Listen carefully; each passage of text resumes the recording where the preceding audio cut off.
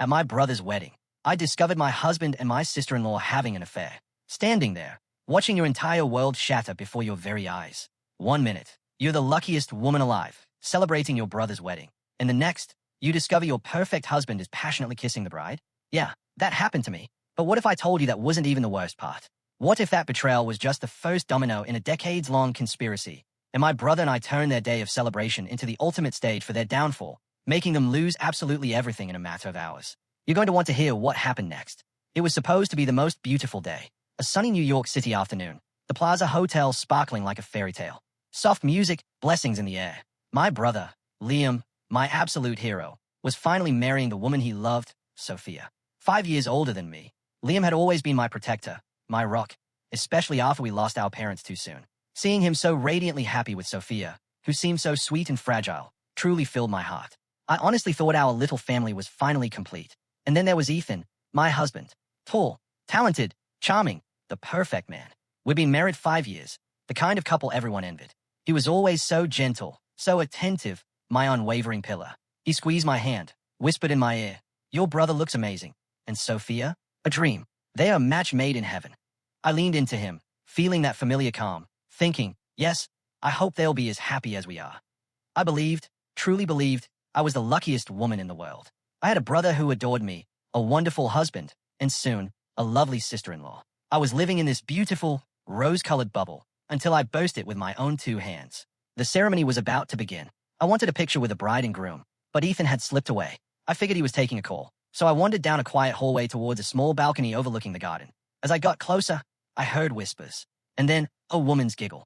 That voice, it was so familiar. My heart started to race, a little frantic drumbeat against my ribs. Through a sliver in the glass door, I saw a scene that made my blood run cold. There he was, Ethan, my husband, and the woman in his arms, kissing him with a sickening passion, Sophia, the bride, my future sister-in-law, still in her pristine white wedding dress.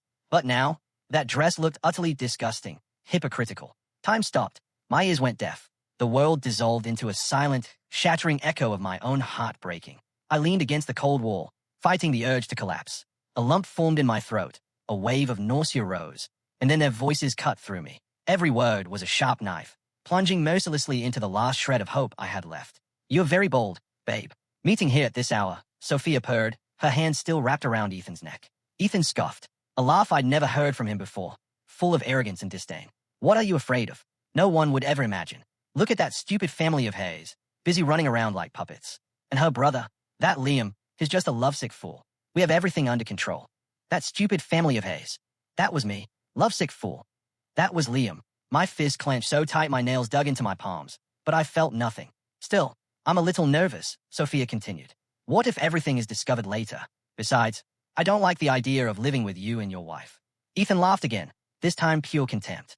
"You don't have to be jealous of that kid. I married her only for the status of being the daughter of a well-respected, educated family, to fool the world. She's nothing more than a baby machine, my shield. As soon as she gives me a son, I'll find a way to get rid of her. Soon, all of Liam's fortune will be ours. And then you can have whatever you want, my love." My love. Those 2 words struck me like a physical blow. 5 years of my life, my beliefs, my love, shattered in an instant. I turned, walking like an automaton, not knowing where I was going. Tears streamed down my face, but I couldn't scream. Just profound disgust. Stumbling blindly, I bumped into someone. My vision, blurred with tears, finally focused. It was Liam, my brother, the groom. "Chloe, what's wrong?" he asked, his brow furrowed with concern. Did something happen? I couldn't hold it in. I threw my arms around him, dissolving into racking sobs, telling him everything. I expected rage, an explosion, for him to storm the balcony and call off the wedding. But he just listened, silently patting my back with his large hand. When my tears finally subsided, he gently pushed me away, looking straight into my eyes. No surprise, no anger, just a terrifying calm. He wiped my tears, then gave me a wink, a secret gesture only we understood. He whispered something I'll never forget. "Don't worry. The main event is about to begin." The main event. In that moment, with my brother's wedding, his life, crumbling around him, I was utterly stunned. My mind reeled.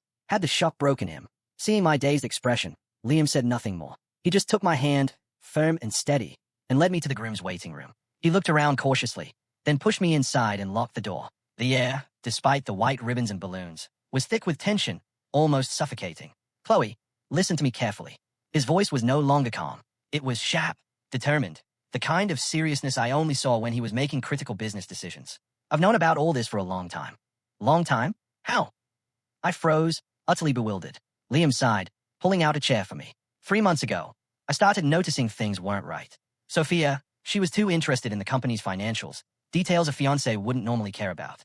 And Ethan, he had this abnormal familiarity with her, subtle glances, small gestures, things only someone looking for them would catch. A knot tightened in my chest. While I was blind with happiness, my brother had been silently tracking the dangerous currents. I had a bad feeling, he continued, so I hired a private investigator, and what they discovered was far worse than infidelity. Chloe, it was a meticulously calculated conspiracy. He showed me photos, Ethan and Sophia on secret dates, bank statements with large, unexplained transfers to Sophia, and then a detailed plan found in Ethan's emails. Phase 1. Sophia seduces Liam, marries him, becomes family. Phase 2.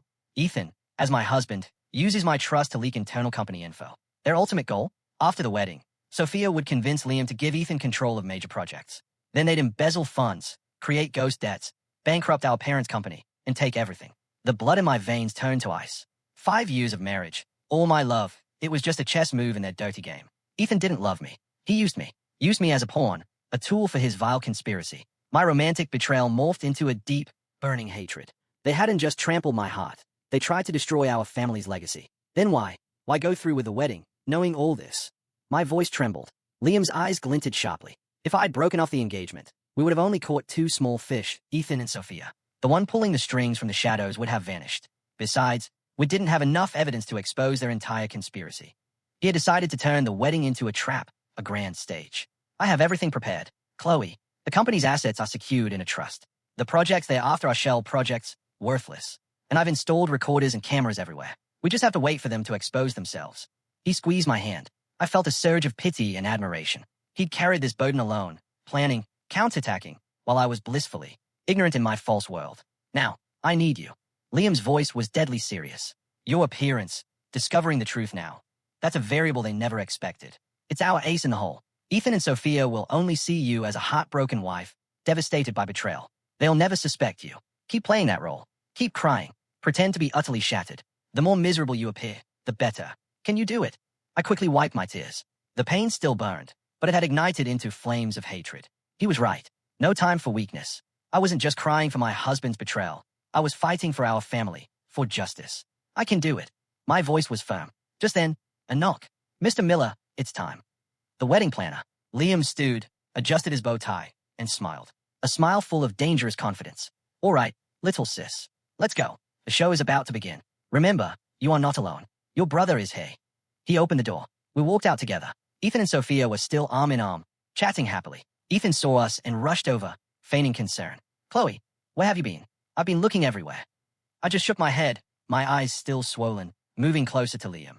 Ethan looked puzzled, but probably just blamed my exhaustion. The music swelled, the MC's voice boomed, and now, a warm welcome to today's stars. The groom, Mr. Liam Miller, and the bride, Miss Sophia Reed. Lights focused on them. Admiration filled every eye. As Liam took Sophia's hand to walk down the aisle, I smiled.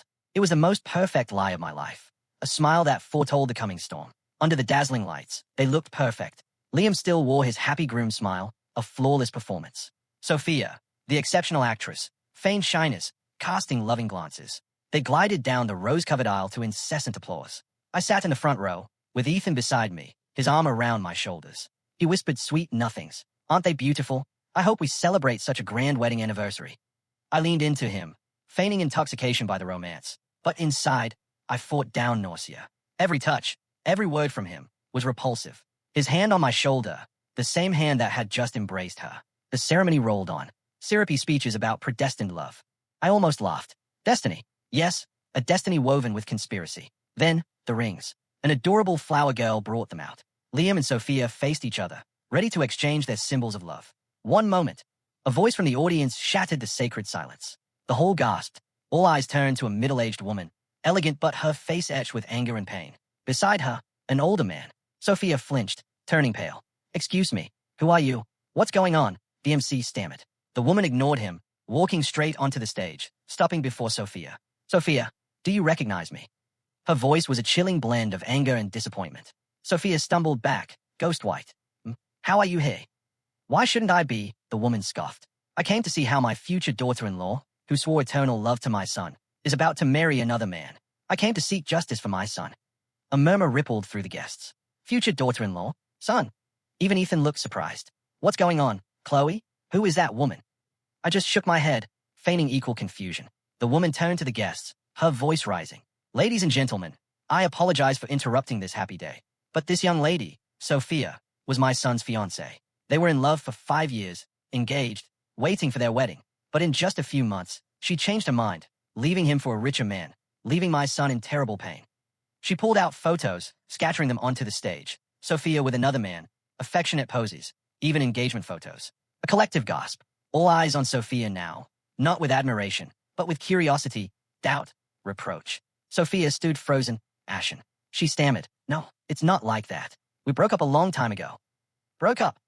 The woman scoffed. "How shameless. You lie. Just 3 months ago, you took money from my son for shopping and investments. You deceived and used him. How can you betray him now?" Sophia was speechless, looking at Liam with pleading eyes.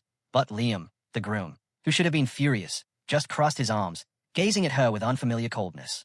I watched, silent, from below. This was Liam's first act. He found the ex-boyfriend's mother. He wanted to rip off Sophia's mask of innocence. Seeing the situation spiraling, Sophia clutched her chest, staggering, then collapsed in a calculated faint.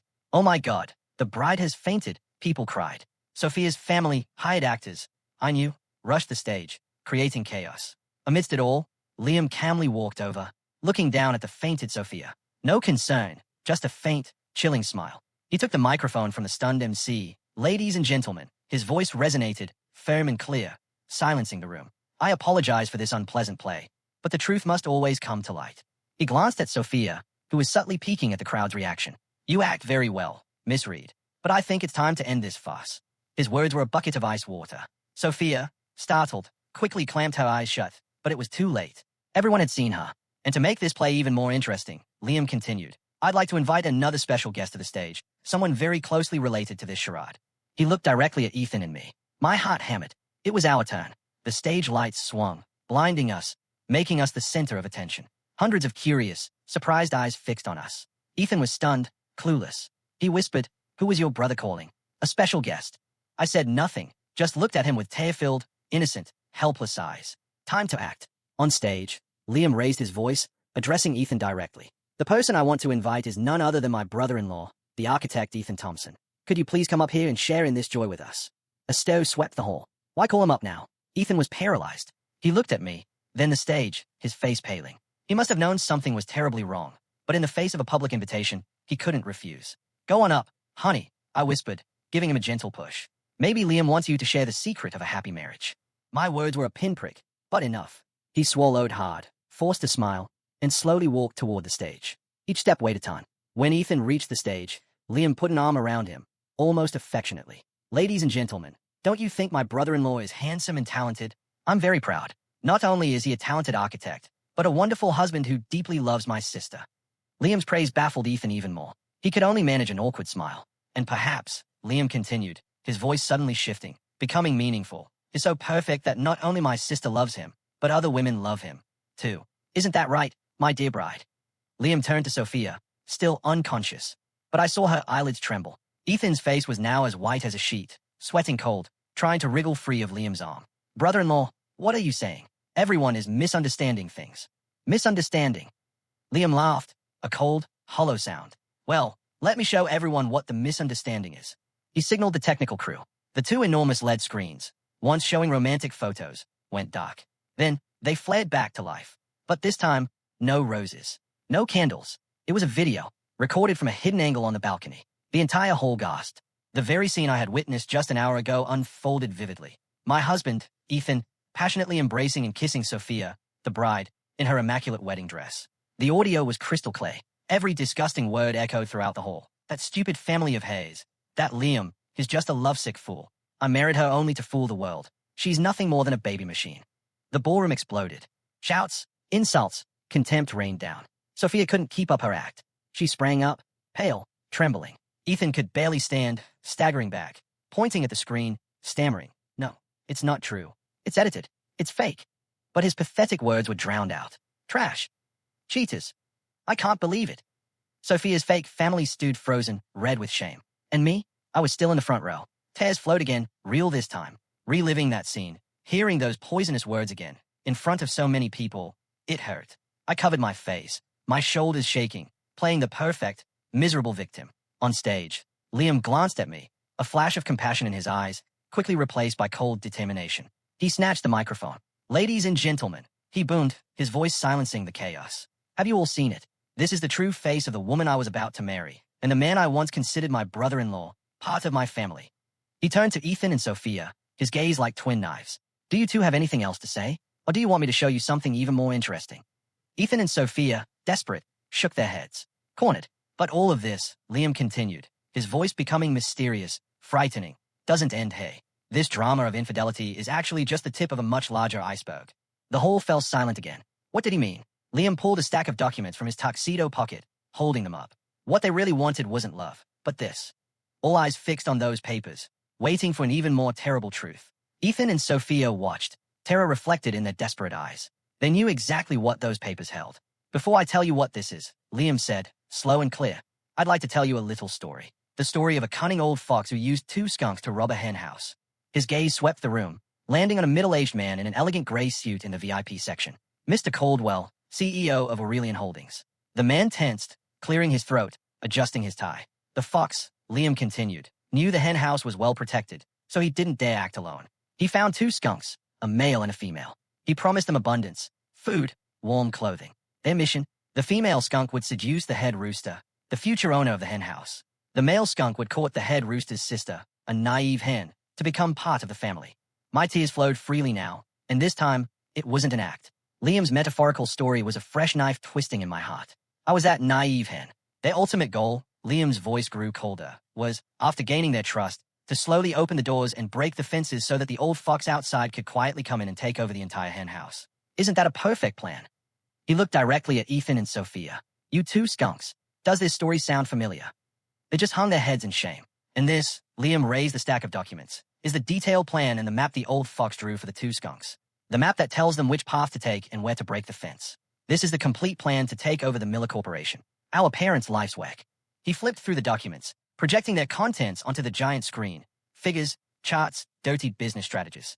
Their plan wasn't just embezzlement. It included creating false scandals, undermining Liam's credibility, fomenting internal divisions to allow a rival company to acquire Miller Corp at a bargain price. And the name of that rival company was there, in plain sight, Aurelian Holdings. A murmur swept through the hall. Aurelian Holdings, a rapidly rising force in business. And the man in the gray suit, Mr. Caldwell, the CEO. Now, all eyes were on him. He turned pale, but tried to maintain composure, standing to leave. Mr. Caldwell, Liam's voice was an invisible rope. Where are you going in such a hurry? The best part is yet to come. Mr. Caldwell forced an awkward business smile. CEO Miller, I believe there's a misunderstanding. I have nothing to do with your company's internal affairs. Nothing to do. Liam laughed coldly. Then how do you explain your secret meetings with these 2 people? The money you sent Miss Reed so she could pose as a rich girl? The promise of a project director position to Mr. Thompson, if everything went well. Each question was a heavy blow. I knew Liam had all the evidence. Just then, 2 plainclothes detectives approached Mr. Caldwell's table. They said nothing, just stared with solemn gazes. Mr. Caldwell realized all escape routes were blocked. He collapsed into his chair, forehead drenched in sweat. His carefully constructed play was ending. The old fox was cornered. I watched it all, no longer just personal pain, but cold anger at the vile cruelty of this business world. My husband, Ethan, whom I'd loved madly, was just a pawn. He'd sold his soul for a hollow promise. He looked at me, no longer shamelessness in his eyes, but an extreme emptiness, despair. He'd lost everything. On stage, Liam, having exposed the entire conspiracy, walked to me without a word and held out his hand.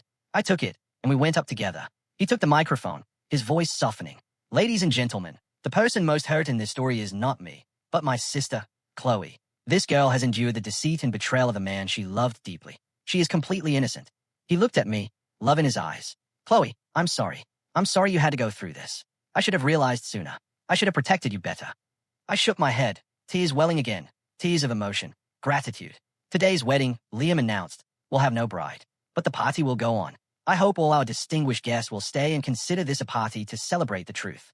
The hall erupted in applause, not for a wedding, but for justice. Just when I thought it was over, a sharp scream. Sophia, who had been collapsed, sprang up. She tore a hairpin from her hair and, with a crazed look, lunged at me. It's all your fault. It's all your fault. Her action was so fast, so sudden. The hairpin glinted, flying towards me like a poisoned arrow. I froze, my mind blank with the imminent danger. Liam, beside me, had no time. But then, a shadow shot out from behind me, like a lightning bolt. It was Ethan. He threw himself in front of me. The hairpin grazed his shoulder, leaving a bloody stain on his white shirt. Ah! Ethan cried, staggering back. Sophia froze, shocked by her own action and Ethan's reaction. She dropped the hairpin, stunned and pale. Hotel security rushed in, restraining her and leading her away. Chaos erupted again. Liam rushed to Ethan. Are you okay? Ethan, face contorted in pain, shook his head. He didn't look at Liam, but at me. His gaze was complex, regret, pain, and oddly, a kind of relief. Chloe, are you okay? I looked at the blood on his shoulder. Mixed emotions surged. Why did he do it? How could the man who used and deceived me risk his life to protect me? Or was it another act? Take him to the first aid room, Liam ordered. As Ethan was led away, the detectives took Mr. Caldwell, now a defeated old man, head bowed, amidst the accusations of the crowd. The wedding farce was finally over. Liam took the microphone again. Ladies and gentlemen, once again, I apologize for the unexpected incident. Our party must end here. On behalf of my family, I sincerely thank you for your attendance.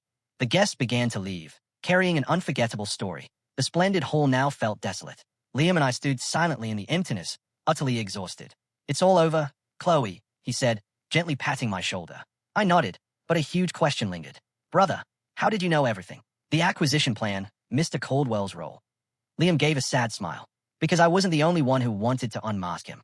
He told me a story, hidden for years. Before he passed away, our father was a close friend and business partner of Mr. Caldwell. They built their companies together.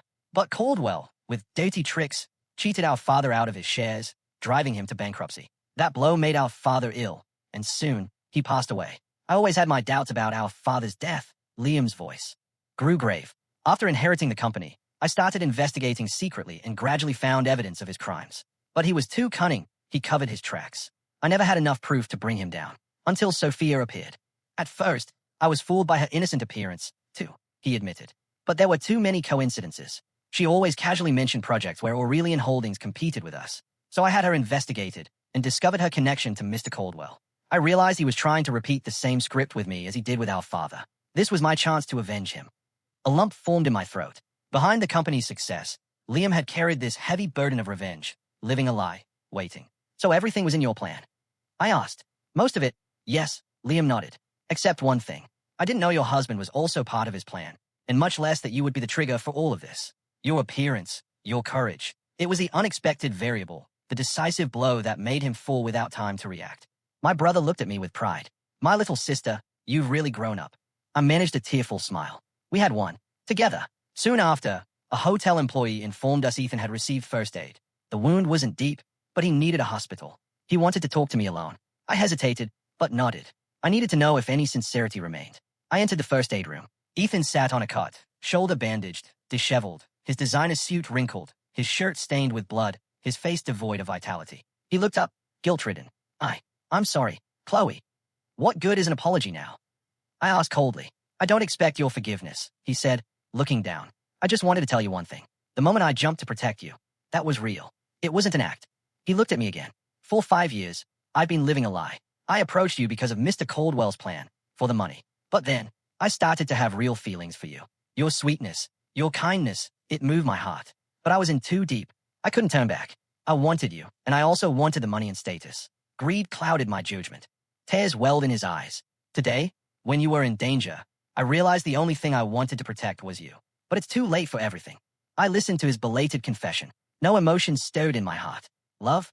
Perhaps there was some, once, but the betrayal had utterly killed it. Save those words for the judge, I said, my voice expressionless.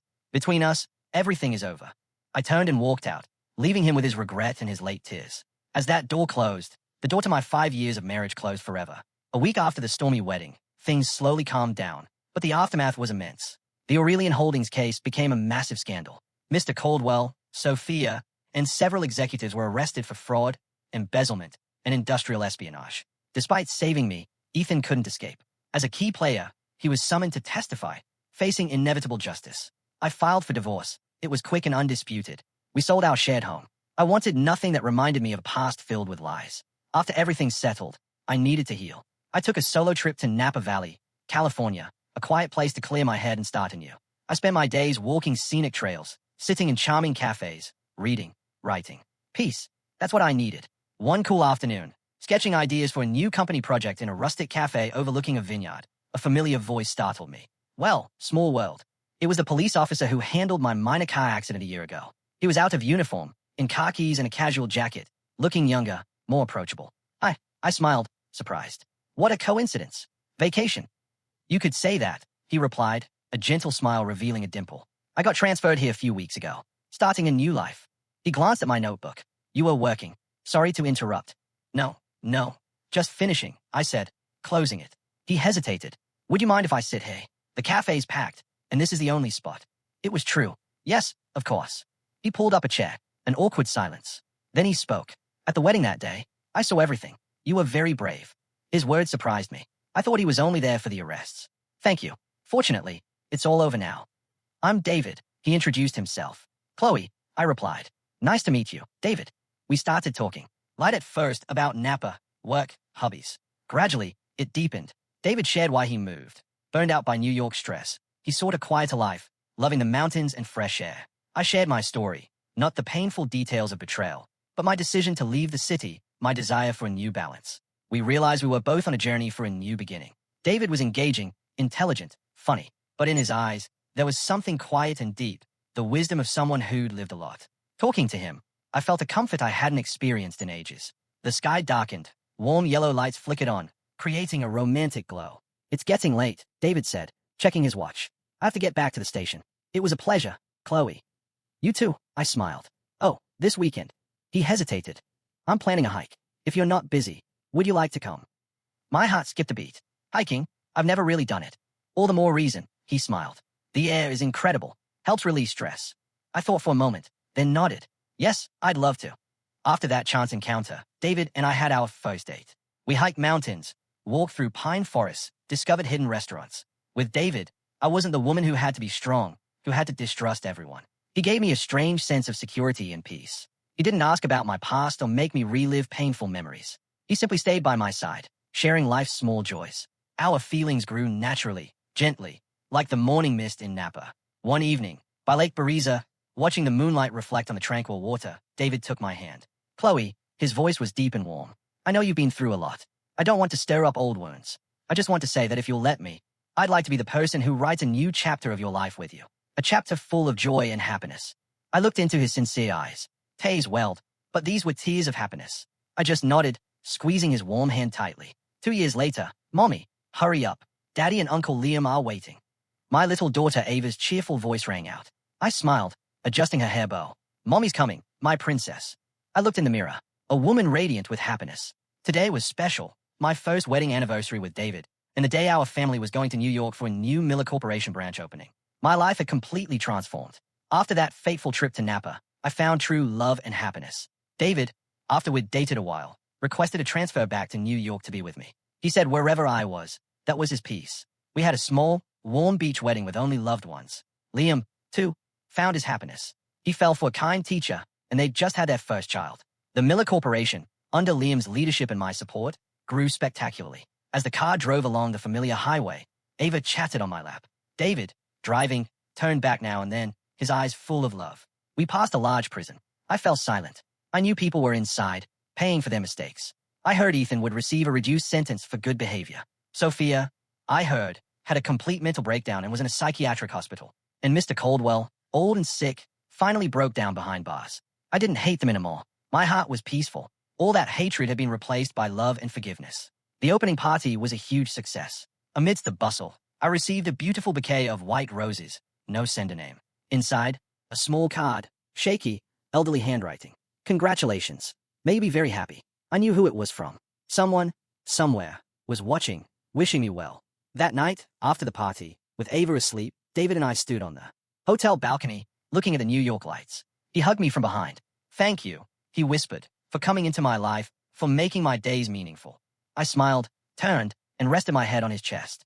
I should be more grateful. Thank you for healing all the wounds within me. We hugged in silence, fully feeling the present happiness. Life truly is a long journey with countless unpredictable forks. I thought I'd fallen into despair, but in the darkest place, I found my light, a new beginning, a new happiness. Everything was here, in my arms. After the New York trip, we returned to our quiet routine. Our small house filled again with Ava's laughter and family warmth. Liam and his family often visited. Seeing my daughter and nephew playing, my heart felt completely healed. The past seemed distant, just an old story. The anonymous white roses, the card. I saw them as a belated apology from Ethan's relatives. I didn't want to dwell. I tucked the card into a drawer, locking it away like an old chapter. But life isn't always a calm lake. The first ripples appeared subtly. Sometimes, driving, I felt a familiar black sedan following me. But when I checked the rear view, it vanished. Once, at the park with Ava, I felt a fixed gaze from a distant bench, an elegantly dressed middle-aged woman in a wide-brimmed hat. When I looked, she turned and left quickly. I told David. He laughed, hugging me. "You're overthinking. You're a successful, beautiful executive. Admirers will look." But I knew he said it to reassure me. His police instincts were silently on alert. "I'll check the security cameras," he added. "It never hurts to be cautious." The incident was soon forgotten until Ava's second birthday. It was an intimate party at home. Just us, Liam's family, close friends. Everyone sang happy birthday. The doorbell rang. David opened it, returning with a beautifully wrapped gift. But his expression was strange. "It's from a courier service," he said. "For Ava, but no sender name." We were all surprised.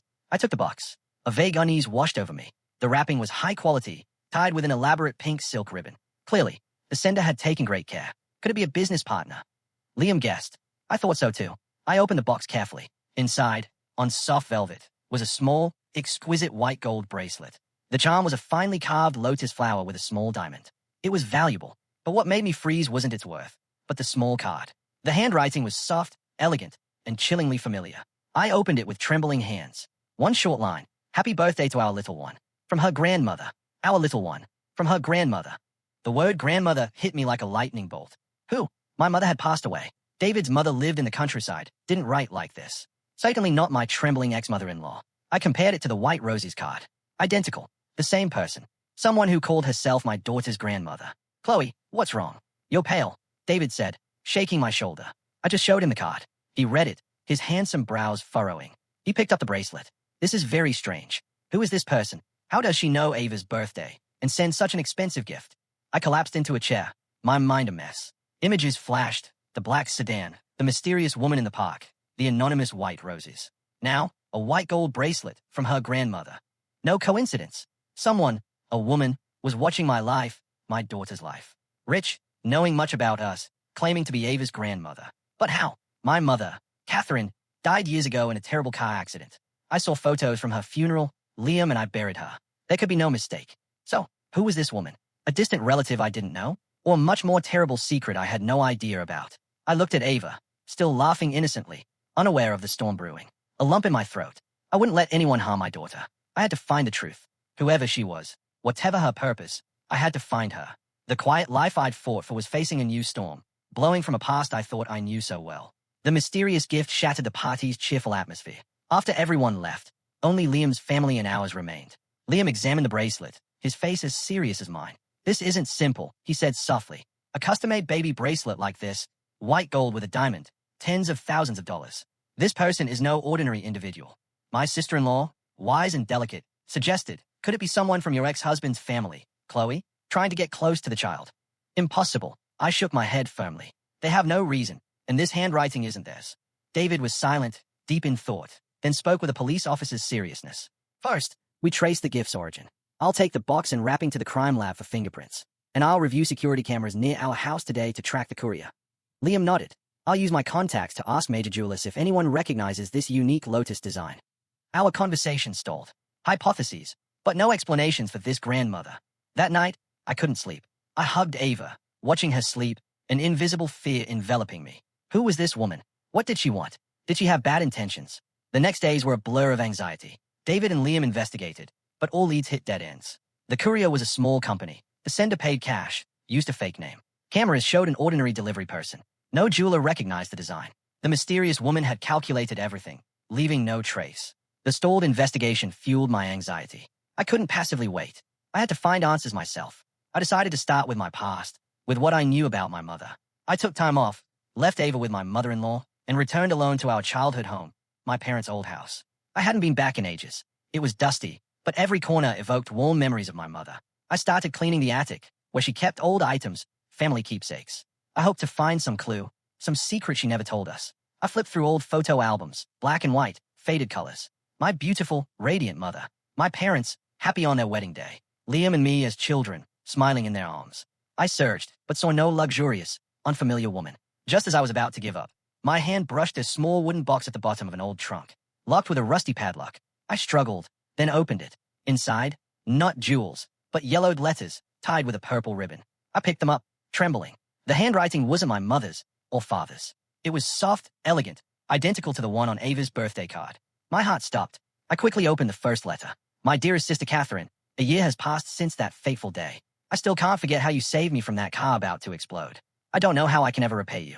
I'm sending you a small gift. Please accept it. I know you'll refuse, but please don't. Consider it a small token from me for the 2 children you have at home. I must leave now.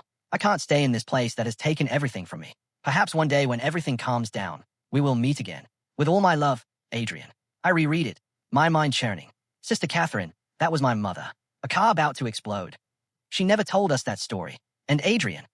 Who was she? Why write to my mother? I devoured the next letters. Sent from abroad, France, Switzerland. Adrian wrote about her new life, her loneliness, the torment of leaving her home. She always asked about Liam and me, always sent expensive gifts. Gift my mother probably never told us about. The last letter was dated 5 years ago, the handwriting shakier. Sister Catherine, I believe my time is short. This illness has tormented me for too long. My only regret is never coming back to take care of my 2 children. I know I don't deserve to. I abandoned them. But please, sister, love them for me. Tell them that wherever I am, their mother will always be watching over them and loving them. I'm sending you this key. It is the key to a personal safe deposit box in a Swiss bank. Inside is all the fortune I have amassed. Please give it to my children when they are older. Consider it the final compensation from a sinful mother. Goodbye, my sister, my friend, and my savior, Adrian. The letter fell from my hands. My whole body shook. Children, mother. An incredible truth slowly revealed itself. This woman, Adrian, she was. No, it couldn't be. My mother was Catherine Miller, and she was dead. But these letters, this key, the familiar handwriting. I sat stunned in the dusty attic. My past, my identity, everything blurred. A huge family secret, buried for over 20 years, was about to be uncovered. And it was directly related to me. That night, I couldn't sleep. Adrian's letters, the small key, lay silently on the desk. But my mind was a whirlwind. Her mother, 2 children, those phrases stabbed deep. I tried to dismiss the crazy idea that Liam and I weren't the biological children of the woman we called Mom. But everything fit. The handwriting, the expensive gifts, the grandmother for Ava. The next morning, I couldn't wait. I had to find Liam. He deserved to know the truth about our roots. I drove hastily to his office. Seeing my haggard look, my sunken eyes, he asked, concerned. I said nothing. I just closed the door, placed the letters and key on his desk. Read it, I rasped. Liam, surprised, picked up the first letter. As he read, his expression shifted from surprise to shock. He read every letter, his hand trembling. Finishing the last, he collapsed into his chair, staring into space. No, it can't be, he muttered, shaking his head. Our mother is Catherine. Who is this Adrian? I thought so too, I said bitterly. But brother, look at this handwriting. It's identical to the one on Ava's birthday card. I showed him the photo on my phone. Liam stared. The last shred of doubt vanished. He covered his face, his broad shoulders shaking. For the first time, my strong brother looked fragile. We sat in silence, lost in confused thoughts. The past we knew, the mother we loved, now a huge question mark. So, Mom, Catherine, Liam lifted his head, his voice cracking. Wasn't our biological mother? She raised us. She loved us. Why hide this? I don't know. I shook my head. But I think she had her reasons. Mom Adrian said she had to leave, couldn't stay. Something terrible must have happened. A car accident. That clue returned. Mom Adrian said Mom Catherine saved her. Yes, the secret must be in that car accident. Liam looked me straight in the eye. We have to find the truth. Not just for us, but for both our mothers. He nodded, his gaze hardening. You're right. We have to find out what exactly happened 25 years ago. Our investigation began with vague clues. The car accident, the date, the name Adrian. Thanks to Liam's social standing and David's police contacts, reopening the old case files wasn't difficult. A few days later, we got the accident report. A terrible crash in the Rocky Mountains. A luxury car lost control, plunged off a cliff, exploded. 4 people were reported dead. The CEO of Rivas Jewelers Group, his wife, and 2 others. Rivas Jewelers, Liam and I whispered, stunned. An empire that had mysteriously collapsed after its CEO's death. Wait, Liam said. Our father worked at Rivas before Miller Corporation. He was the CFO. Another coincidence. Everything connected. But the report says all 4 died. I said, puzzled. So who was Mom Adrian? And why did she say Mom Catherine saved her? That's the key. David interjected, who was with us. He pointed to the autopsy report. Of the 4 bodies, one was so badly burned it was unrecognizable. Based on bone fragments, they confirmed it was a woman. People assumed it was Mrs. Adrian. That means, I held my breath, that it's very likely that woman was not Mrs. Adrian, David concluded. Mrs. Adrian survived the accident, and it's possible the person who saved her was your mother, Catherine. But for some reason, she chose to become a dead person in everyone's eyes and live another life abroad. But why? I asked, why would a woman with status, money, everything, abandon it all, even her 2 children? This accident, Liam mused, was it really an accident, or murder? My brother's questions silenced the room. If murder, who was the mastermind? Why did Mom Adrian have to flee? David's phone rang. An old colleague from New York. He stepped out, returned with a serious expression. New information, he said. I asked him to check the list of top executives at Reavers Jewelers from that time. Guess who was appointed acting CEO right after the death of CEO Reavers and his wife? Who? Liam and I asked in unison. It was him. David's voice was firm. The CEO of Aurelian Holdings, Mr. Caldwell. That name again. Our family's old enemy. The man who drove our father to his death. Nausea and anger rose in my throat. This can't be a coincidence. Liam slammed the table. Caldwell, our father, Reavers Jewelers, and that car accident. There has to be a connection. A dark, terrible picture formed. A conspiracy hidden for 25 years. A crime that shattered a family. And now, by chance, we were nearing its heart. The search for our roots had unexpectedly turned into the pursuit of truth behind a serial murder case. The prime suspect, our family's arch-nemesis. Mr. Caldwell's name was a key, unlocking a dark door to terrible secrets. All events now converged into a terrifying hypothesis. Caldwell had not only driven our father to his death for Miller Corporation, but, 25 years prior, was likely behind that terrible accident to devour Reavers Jewelers. If that's true, Liam gritted his teeth. He's not human. He's a demon. But this is all conjecture for now, David said, trying to maintain his professional calm. We don't have concrete evidence. The case is too old. Traces are likely erased. And Mom Adrian, I intervened. If she's alive, she's the most important witness. She'll know what happened. But why did she flee? Why didn't she come forward? She was probably scared, Liam replied. The enemy was too powerful. She had to worry about herself and her 2 children. Becoming a dead person was probably the only way to protect us. A lump in my throat. My biological mother's departure wasn't abandonment.